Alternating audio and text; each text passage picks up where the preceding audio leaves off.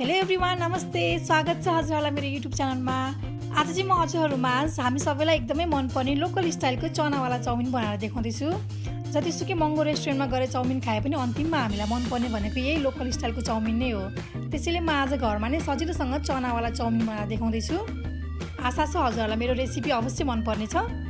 यसको लागि मैले यहाँ लिएकी छु हाफ कुक नुडल, मसिनो गरी काटेको बन्दा, प्याज, गाजर, क्याप्सिकम, उसिनेको चना, काटेको लसुन, soya sauce, red chilli paste, स्वादअनुसार नुन र थोरै मरिचको धुलो। सुरुमा नुडललाई बोइल गर्नुपर्छ। त्यसको लागि मैले यहाँ पानी तताएको छु। पानी तातिसकेपछि मैले यसमा बेसार, नुन र थोरै तेल राखेर उमाल्दैछु। पानी उम्लिसकेपछि म यसमा नुडल राख्दैछु। नुडललाई बिस्तारै चलाउँदै मैले 3-4 मिनटको लागि बोइल गर्दैछु। हामीले धेरै बोइल गर्नु हुँदैन, फेरि चाउमिन गिलो बन्न सक्छ। अब नुडल राम्रोसँग बोइल भइसकेको छ।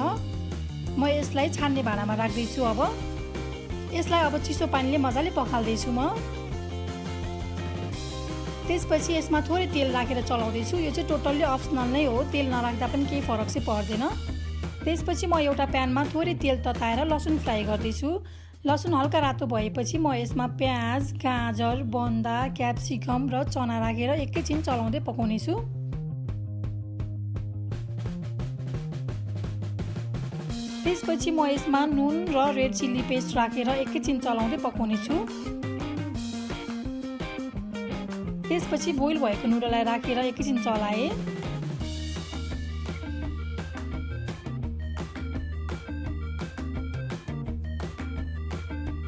र अन्तिममा मरिचको धुलो, थोरै नुन र सोया सस राखेर काँटा चम्चाको सहायताले मजाले चलाउँदैछु।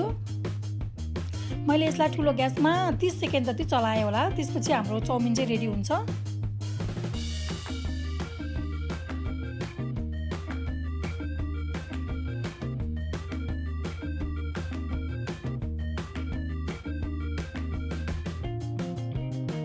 फाइनली हाम्रो लोकल स्टाइलको चनावाला चाउमिन रेडी भइसकेको छ। हजुरहरूलाई मेरो रेसिपी कस्तो लाग्यो?